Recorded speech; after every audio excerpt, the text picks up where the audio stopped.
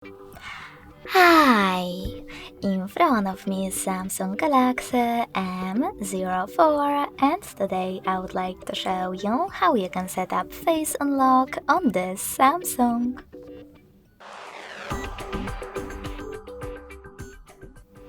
You need to begin by opening Devices Settings and in them scrolling down.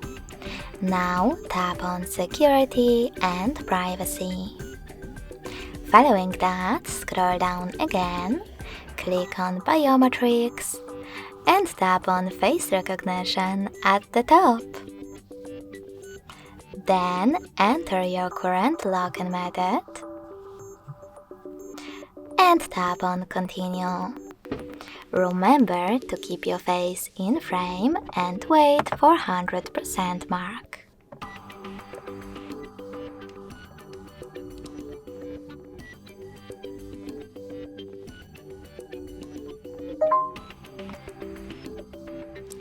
After that, you can adjust all of those options however you wish to. And now when I switch off my screen, then turn it back on, I can see that Face Unlock is working properly.